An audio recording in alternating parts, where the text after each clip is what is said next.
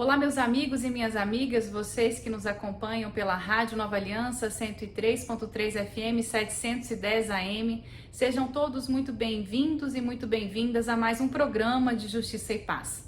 Eu sou Ana Paula Inglês Barbalho, estou como vice-presidente da Comissão Justiça e Paz de Brasília, e para você que nos acompanha pelos nossos canais do YouTube, no @CJP Brasília, sintam-se acolhidos e abraçados em mais este programa que hoje vai tratar de juventude.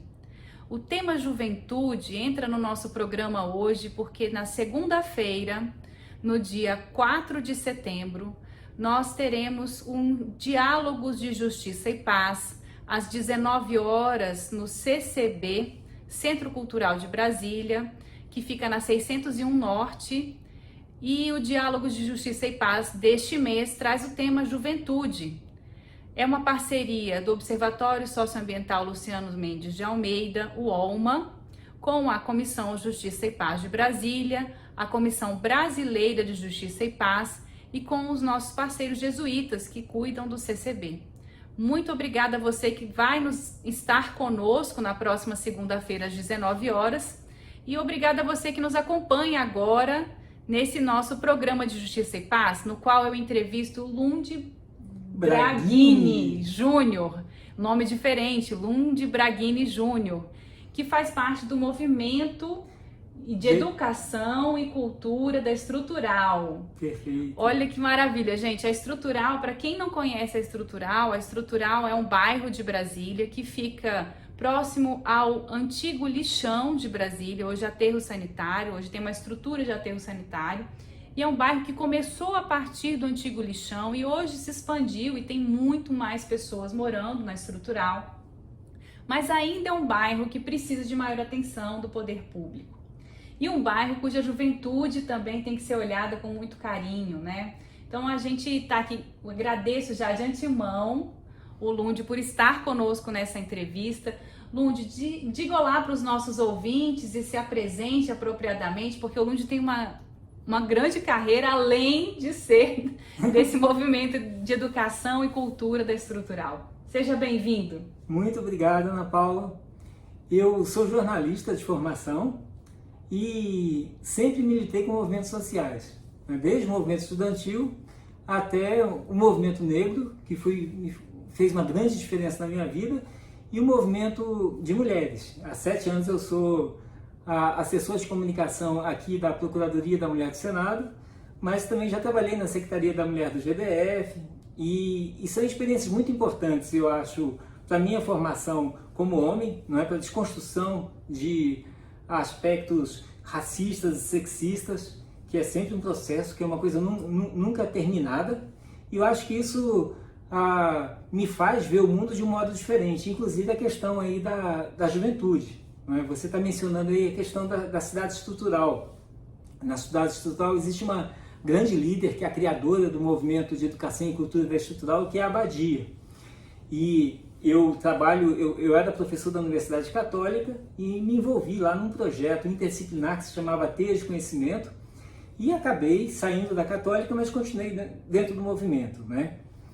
A cidade estrutural foi muito bom você começar fazendo referência a ela, porque nós estamos num ano muito especial, é o ano que está conhecendo a divulgação dos resultados do censo.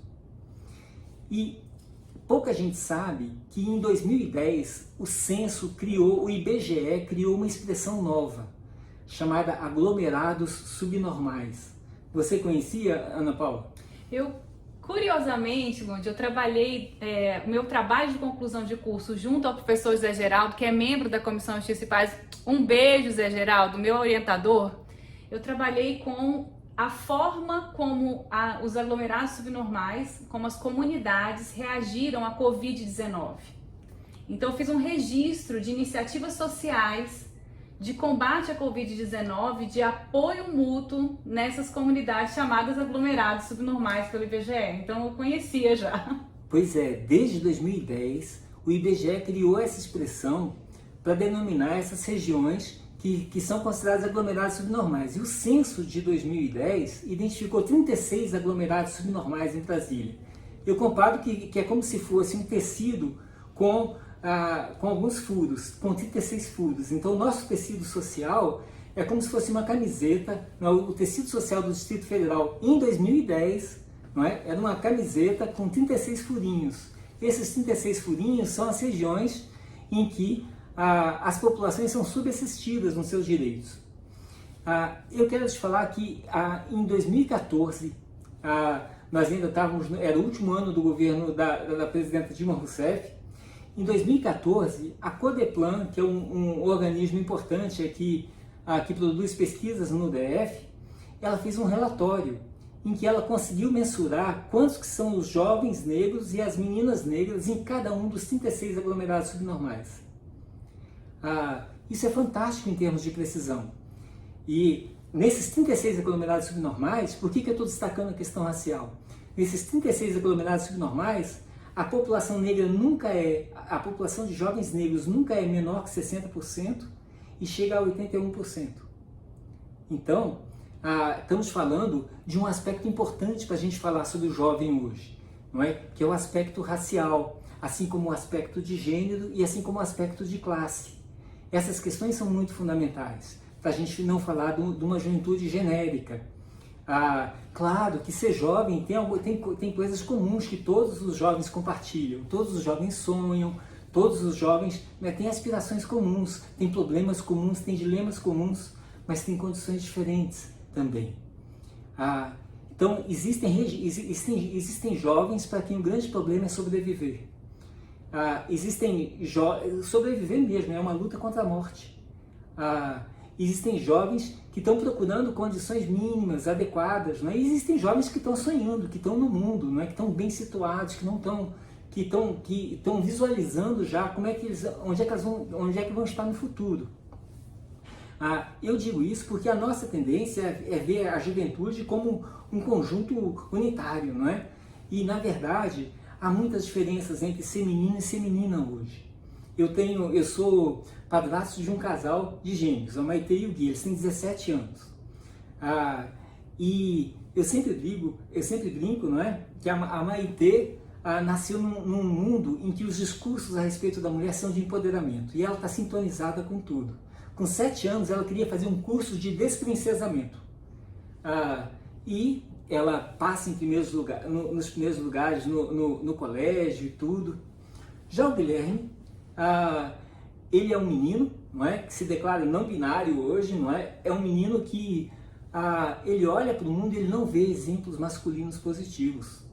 Então a gente vive num mundo de muito empoderamento da condição feminina, que é maravilhoso, e a gente vive num mundo de mais crítica em relação ao que é exatamente ser homem e tudo mais. Então ele é tão inteligente, ele tem tanto potencial quanto a Maitê, mas eu sinto que ele tem um encontro com um mundo diferente.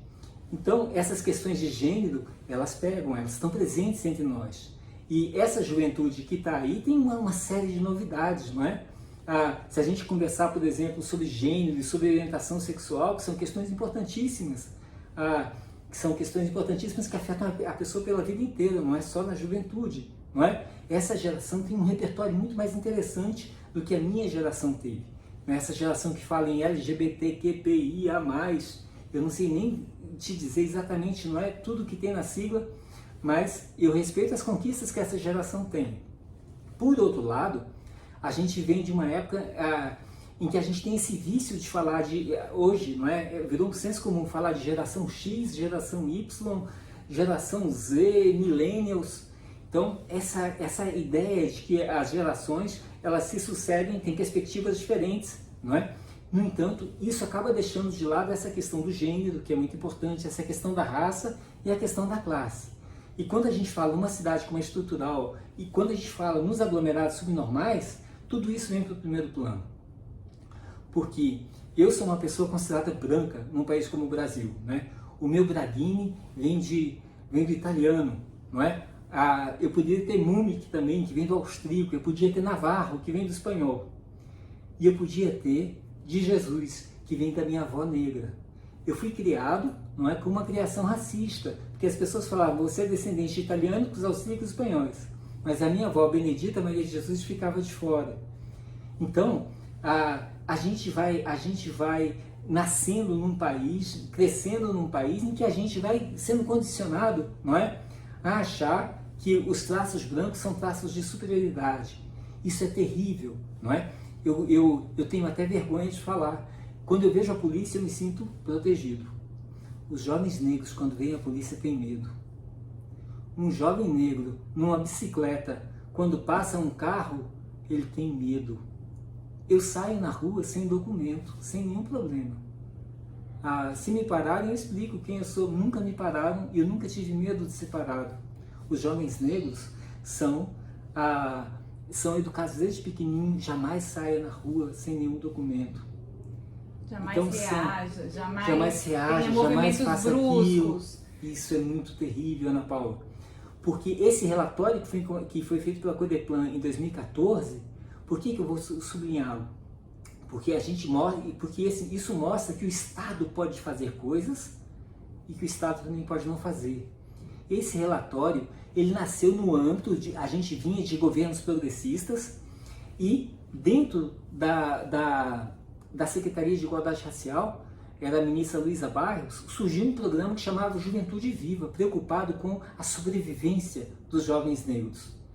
Porque quando a gente pega estatisticamente, os jovens negros estão sendo dizimados. Isso é muito terrível, sabe? Porque a essência do racismo não é matar um negro. A essência do racismo é eu só vou respeitar como uma pessoa normal o negro que foi excepcional. Então, quando a gente vê um Milton Santos, aquele geógrafo que ganhou uma espécie de prêmio Nobel da Geografia, você fala, puxa, o Milton Santos é um igual, é um ser humano.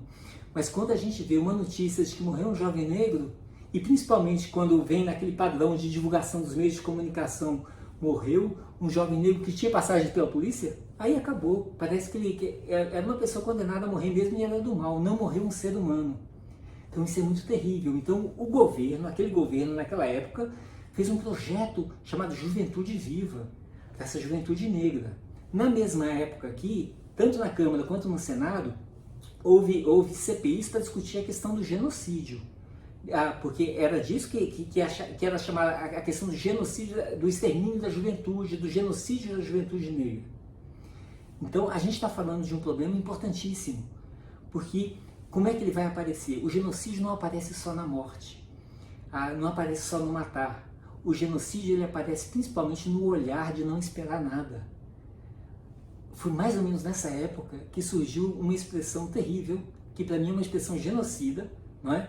Que é geração neném, que é muito usada para falar dos jovens. É a geração que nem trabalha nem estuda. Não é? Criticamente, as pessoas começaram a falar assim, não, é uma geração que está sem oportunidade de trabalhar e sem oportunidade de estudar. É muito mais isso.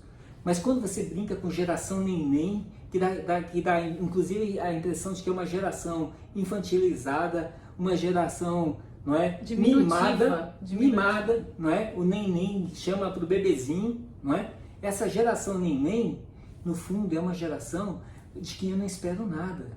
O nosso movimento se chama Movimento de Educação e Cultura na Estrutural. Porque quem é que chega primeiro no aglomerado subnormal? Quem chega primeiro no aglomerado subnormal é a polícia, a delegacia, é o problema da segurança. Depois a população luta, conquista saúde, conquista educação, asfalto. Mas a estrutural não tem teatro, não tem cinema, não tem centro cultural, não tem nada disso. Isso significa já todo um olhar do Estado em relação a esses aglomerados subnormais. Eles não precisam disso, eles precisam de comer para trabalhar, para não morrer. Mas eles não precisam de cinema, eles não precisam de mostra de cinema. Isso a gente faz no Cine Brasília, aqui no plano piloto. Então, isso condiciona, não é? O que é a vivência de ser jovem? O que é você viver como um jovem para quem as pessoas olham, não é? Olha, você pode ser o que você quiser. E o que é você ser visto como um jovem em que as pessoas olham com desprezo, sem conhecer, sem nada? Essa é a dimensão mais terrível. E aí que vão aparecendo, não é?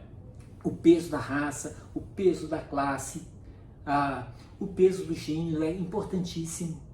Essa questão que eu falei para você inicialmente, ela é muito fundamental.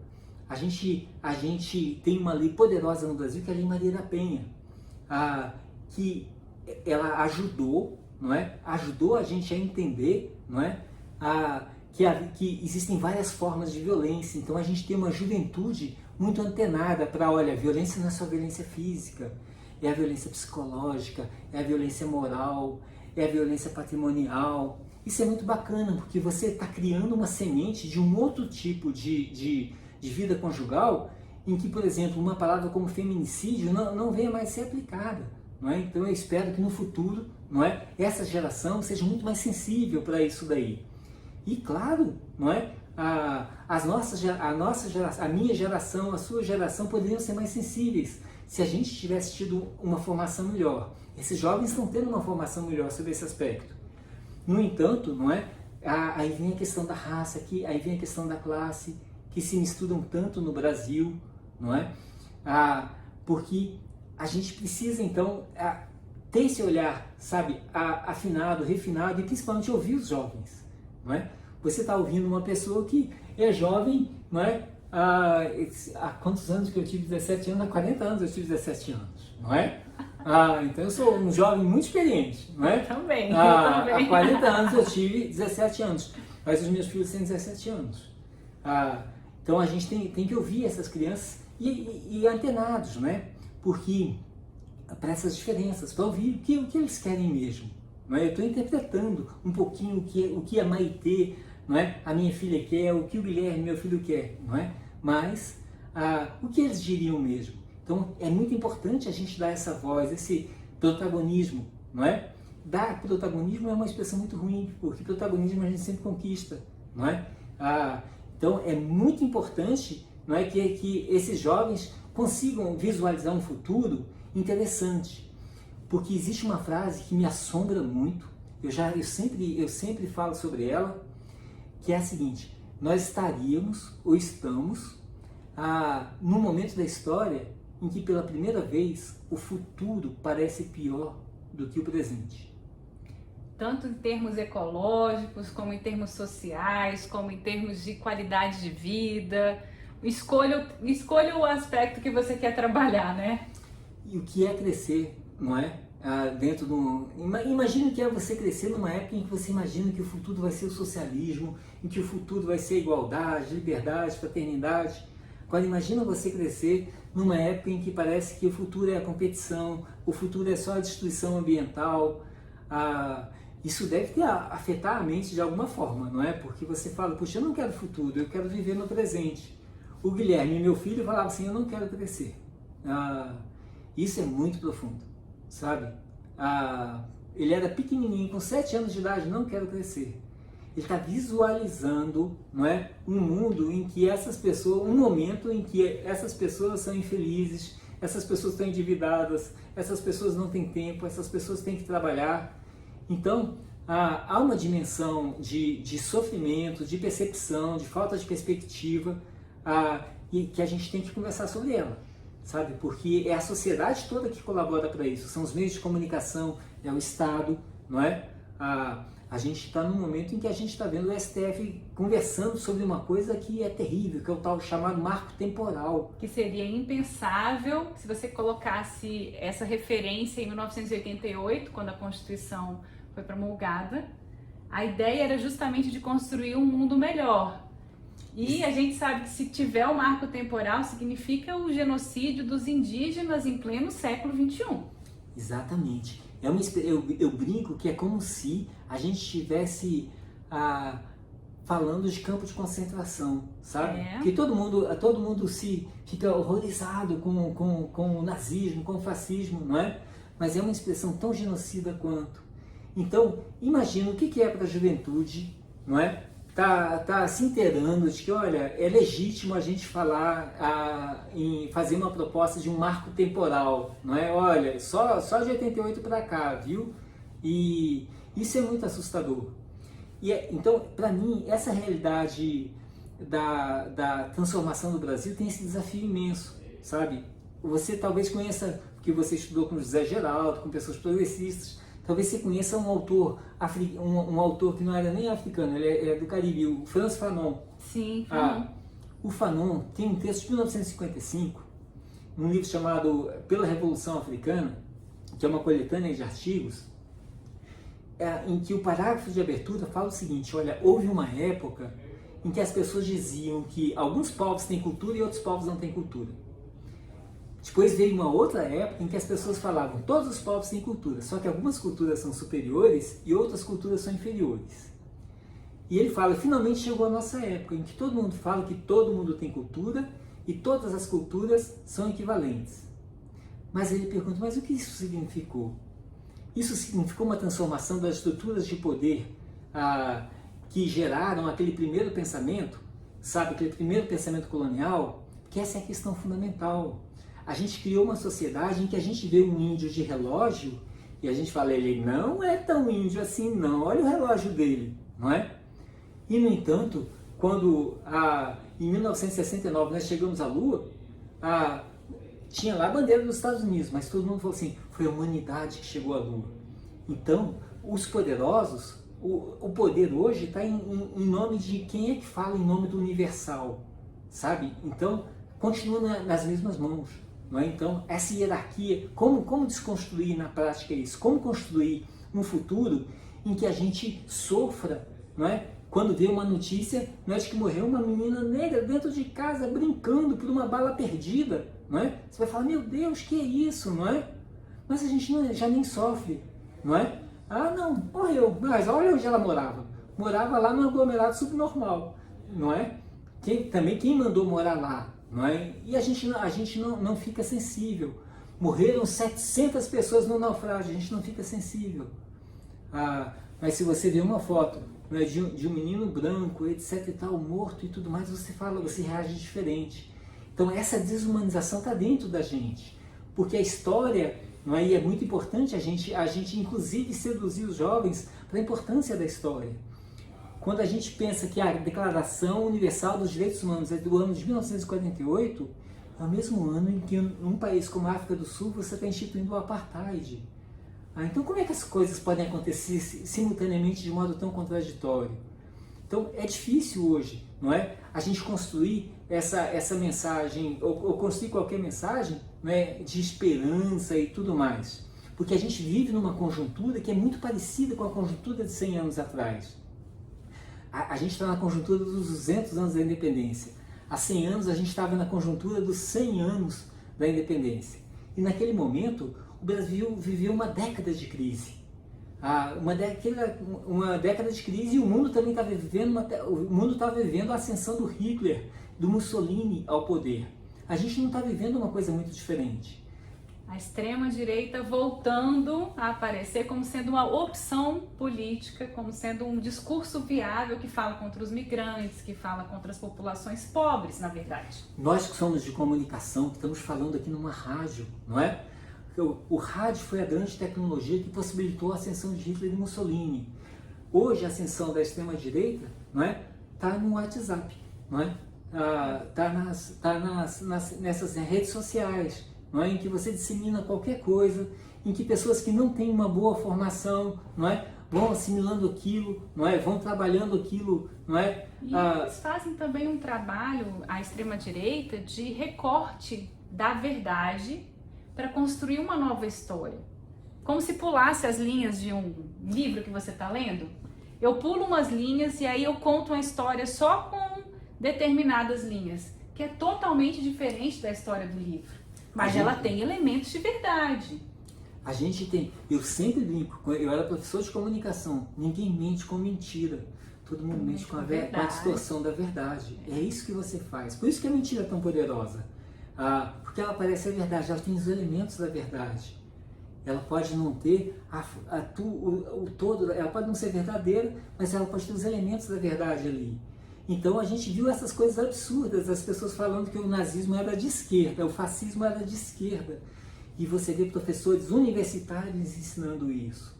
Então isso é muito terrível e avassalador. Então quando a gente fala em juventude, a gente está falando do futuro. E a gente está falando de um futuro, não é? que para nós é muito incerto, porque as condições em que nós fomos jovens são diferentes das condições em que esses jovens enfrentam hoje.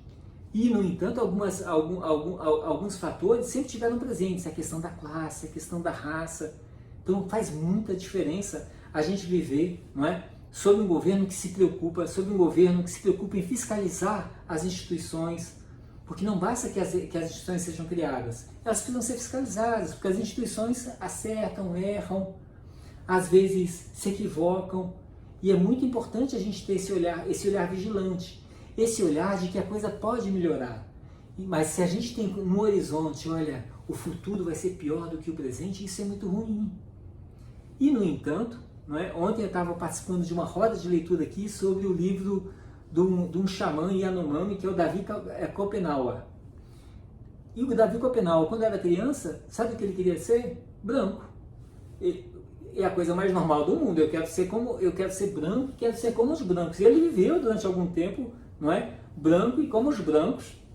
E depois ele falou assim, não, isso aqui não é tão bacana, não é? E voltou para sua tribo. A Carolina Maria de Jesus, que você deve se lembrar bem dela, não é? A Carolina tem um livro em que ela conta a história da infância dela. Todo mundo conhece o Quarto de Despejo, que é a aventura dela como catadora. Mas o Diário de Bitita é a história da infância dela. E com 4 anos, ela tem certeza, eu quero ser homem. Não é? E a mãe dela ficava maluca com ela, né? Assim, vai dormir que você vai acordar homem. Ela ia dormir feliz, né? Ficava revoltada porque tinha acordado, né, e não tinha virado homem, né? Então ela está lendo o mundo, não é, do ponto de vista das questões que estão colocadas. Ela está vendo que, olha, ela nasce em 1914, não é? Em 1918 ela está vendo que, puxa, não é? Esse negócio de ser mulher negra não está com nada. Eu quero ser homem, pelo menos, no mínimo, não é? Porque existe uma hierarquia social entre homens e mulheres, e entre homens brancos e homens negros, e mulheres brancas e mulheres negras. A gente tem que falar entre ricos e pobres, né? Por isso essas questões de raça, de gênero, não é? E de classe não são dentro da luta política recente, tudo isso virou assim fontes de mimimi, as pessoas falam, né? Não é nada disso, não é? É um refinamento da nossa percepção social, não é? Da nossa percepção política, e de como que a gente, e é por meio desse refinamento que a gente vai construir, não é? Instituições melhores, um futuro melhor, uma perspectiva, não é? de luta, não é? e de conquista, não é? Acho importante falar, Lu, de que muitas vezes as pessoas têm um pensamento competitivo e reducionista, como se essa sensibilização, essa percepção diferente do mundo fosse diminuir o espaço de um outro grupo. Quando na verdade não é isso, aquele outro grupo continua tendo o espaço que sempre teve, você aumentou um pouco o espaço, você fez crescer a massa do pão e dividiu entre mais pessoas. Então não é uma competição, é o que? É uma colaboração, é uma soma.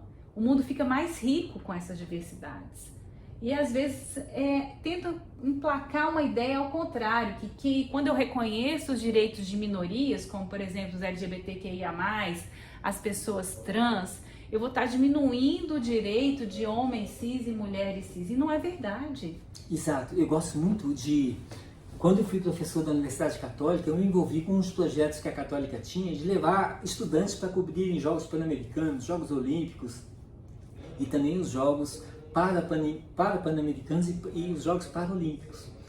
E foi uma experiência muito boa para mim, porque eu consegui formular para mim, não é, a ideia de que, puxa, quando a gente está falando de pessoas com deficiência, a gente não está falando, a gente está falando de todos nós. Porque hoje eu estou enxergando, amanhã eu posso não estar. Hoje eu estou andando, amanhã eu posso não dar. Então, são questões de transição. Puxa, hoje eu, com 58 anos, não é? Puxa, eu não tenho um problema de identidade de gênero, não é? Mas pode ser, não é, que como outras pessoas, não é, mais velhas, não é, eu resolva não, com 65 anos eu vou fazer uma transição, não é? São possibilidades. Então, essas transições, não é? Elas são muito normais, e todas elas, não é? Podem ser experimentadas na vida de uma pessoa, não é? Muitas pessoas passam a vida inteira, não é? Com alguma frustração, não é? Porque, puxa, eu não me encaixo dentro disso ou daquilo outro. E talvez um dia, quando ela tiver mais poder, ela fala assim, não, eu vou fazer isso, eu vou fazer aquilo outro. Ou menos pressão social, às então, vezes não é mais uma poder questão ou mesmo, então, ou menos pressão social. Poder é o verbo que estrutura o que a gente pode, não só o que nos deixam, né? Aquilo que a gente pode efetivamente. Ah, não então é poder mesmo. Então o poder estrutura a liberdade, é o verbo que estrutura a liberdade. Então, quando a gente fala em graus de liberdade, por exemplo, na engenharia, olha, isso aqui pode ir para lá e para cá, não é? É para onde a coisa pode ir, não é? Então, quando a gente fala de poder, a gente não está falando de sobreposição de um sobre o outro, não é? A gente está falando de possibilidades que são criadas para todos. Eu gosto muito de refletir sobre a questão dos direitos humanos, porque existe um livro muito importante no Brasil que é Raízes do Brasil. No parágrafo de abertura, o Sérgio Buarque de Holanda, que é o pai do Chico Buarque de Holanda, né? o Sérgio Buarque de Holanda, ele fala, quando ele vai falar da humanidade, ele usa um pronome possessivo. Ele fala assim, a nossa humanidade. Ele não fala a humanidade. E aquilo me tocou quando eu li. A nossa humanidade. Depois eu fui refletir. A gente nunca reflete imediatamente no momento que a gente lê. Aquilo ficou na minha cabeça, como uma coisa que você engastalha. Eu só me desengastalhei quando eu entendi realmente. Humanidade é o que a gente tem em comum, é o que eu e Ana Paula temos em comum com, não é, aquele jovem que está lá no aglomerado subnormal. Então, quando a gente fala, não é, de um crime contra um direito humano, é porque se é a nossa humanidade que está sendo ferida. Quando a gente fica sabendo, não é, que aquele jovem não tem acesso a cinema, não tem acesso a teatro, quando a gente sabe que não se espera nada dele. Espera-se só que ele não circule nos mesmos espaços em que nós circulamos. Então, aí a gente vai entendendo, puxa, é isso mesmo. Quando a gente vê aquela notícia do menino branco que ficou afogado, né, e aquilo dói na gente, dói na nossa humanidade. Por que não dói a outra situação? Então, quando a gente fala desses direitos todos, não é, a gente está falando, não é, da criação dessa empatia, desse sentir comum, não é? Dessa empatia e dessa simpatia, não é? De eu olhar para o outro e sentir o que o outro está sentindo também. Puxa, é uma grande perda, porque um jovem, a gente fala muito dos computadores, estamos na era digital, mas o nosso cérebro não é mais potente do que qualquer computador. Então, um jovem morrendo, qualquer pessoa morrendo, é um computador a menos, não é? Hoje a gente fica mais sensível a uma notícia assim, olha, tem um vírus aí que deu uma pane em não sei quantos computadores, não é? Do que a notícia de que, olha, morreram não sei quantos jovens, não é? Mas um jovem é isso, sabe? Pode ser desse jovem que vai nascer, não é? A invenção que vai salvar o mundo. A gente não sabe, a gente precisa investir em todos. Você conhece o Florestan Fernandes, não é? Só para a gente finalizar, o Florestan Fernandes é um sociólogo brasileiro muito importante. Em 1954, ele foi convidado a participar de uma mesa redonda em que se discutia o papel da universidade na criação de elites. Em 1954, o Ministério da Educação era no Rio de Janeiro ainda, não existia Brasília. E quando ele vai, ele faz a seguinte reflexão, uma reflexão muito bonita. O Brasil a universidade não tem condição de formar elites. Ele fala assim, porque formar uma elite não é pegar uma elite socioeconômica e ilustrá-la culturalmente. Formar uma elite é dar chance para todo mundo, não é? Para todo mundo que tem vocação. E o próprio Florestan Fernandes era um desses jovens que tinha vocação, mas não teve oportunidade nenhuma quando era criança. Florestan foi engraxate, Florestan só estuda até o 2º ano primário, igual a Carolina Maria de Jesus. Só que ele teve mais sorte, não é? E, inclusive, ele vai terminar os seus estudos fazendo um curso chamado Madureza, com 17 anos. Aí que ele vai completar, seria o nosso equivalente do EJA, não é? E depois ele vai entrar na universidade, que não tinha vestibular, que não tinha nada disso de seleção, que escolhia as pessoas, não é? Mas que não excluía. O vestibular hoje a gente sabe que é uma máquina de exclusão, não é uma máquina de seleção. Então o Florestan falava, olha, selecionar, não é? É formar uma seleção, é dar oportunidade de todo mundo e ver quem são os melhores, não é? Quem tem mais vocação. Isso é muito bonito. Ele fala, no Brasil, a gente não coloca todo mundo na peneira. A gente quer colocar só os ricos e ver quais que são os mais brilhantes entre eles. Só que os mais brilhantes podem estar fora. Como era o próprio Florestan, como era a própria Carolina Maria de Jesus, como era o próprio Pelé. No futebol aconteceu isso, na música aconteceu isso. No futebol e na música, você não fez vestibular. Olha, só vai entrar quem fez a escolinha de futebol do Guará. Não, não era assim não. Todo mundo pode jogar. A gente quer o melhor. Ah, mas esse menino tem a perna torta, nasceu lá no bairro chamado Pau Grande. Não importa, ele é o Garrincha, não é? Nossa, vai ser um dos maiores jogadores do Brasil. Ele é Pelé, mas é um menino negro, tal, não importa, não é? Ele vai ser o rei do futebol. Então, esses exemplos são muito bons, não é? Porque eles podem ser tocantes também para a juventude, sabe? Não todos os sonhos são abertos para todos, porque hoje a gente vive uma situação em que os sonhos são abertos para todos, mas aí vem os filtros de raça, de gênero, de classe, não é? E as pessoas vão se vendo amildadas, ou então tendo que ser aquela pessoa excepcional para ser tratada como normal. Então, se você for uma mulher excepcional, você vai ser admitida num clube que é majoritariamente masculino, você vai ser tratado como normal. Oh, que bacana, não é? Como as ministras do STF, por exemplo, não é? Então, se você for excepcional, a gente deixa você entrar. Mas é um sofrimento muito grande, não é? Você não poder ser normal. Eu sou uma pessoa normal, não é? Eu não tenho aquele sofrimento psíquico de, olha, eu tenho que passar em primeiro lugar, eu tenho que... boa parte das pessoas negras, não é? Sofrem isso, sabe? Olha, você tem que ser o primeiro, não é? Para ser tratado como normal. Então, a gente tem que mostrar para a juventude, não é? Que existem pessoas que se revoltam com isso, sabe? Existem pessoas que se revoltam com isso daí e não são minoria, não é? Porque é uma aspiração da humanidade a gente viver num mundo de liberdade, igualdade, fraternidade, não é? É uma aspiração de todos nós, em que todo mundo possa brilhar. É muito bacana, não é? Você ver todo mundo desabrochando sua vocação. Eu acho que é o que a gente pode deixar assim de mensagem, né? De esperança. Professor, muito obrigado pela sua disponibilidade. Eu conversei hoje com o professor Lund Braghini Júnior. E a sua despedida aos nossos ouvintes da Rádio Nova Aliança 103.3 FM e a quem nos acompanha no YouTube, @CJP Brasília. Continue ouvindo, não é? Esse programa de rádio tão interessante, não é? Tão comprometido, isso é muito importante, é uma grande força, não é? Para os comunicadores que fazem isso de uma maneira que envolve muito mais esforço do que a gente imagina, não é? Mas é um grande investimento, não é? E eu acho que o retorno social é imenso, não é? É melhor do que a gente perder tempo ficando vendo só recebendo as coisas pelas redes sociais e tudo mais, não é? Parabéns pelo seu trabalho. Obrigada, professor Lund. Obrigada a você que nos acompanha pela Rádio Nova Aliança 103.3 FM 710 AM. Na sequência, vocês ficam com Simone Furquim, que é membro da CJP Brasília, comentando o Evangelho dessa semana. E logo após, às 20 horas, o programa de Dom Paulo César. Um grande abraço e fiquem com Deus. Uma ótima semana.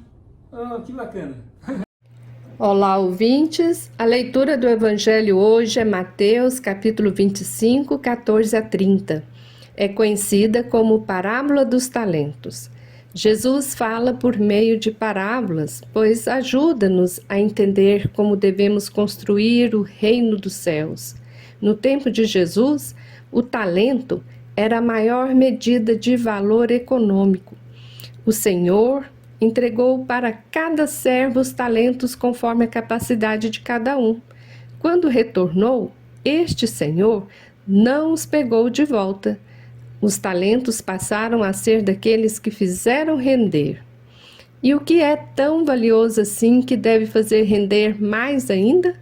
A chave de leitura está na advertência que o proprietário, o Senhor dos talentos, faz.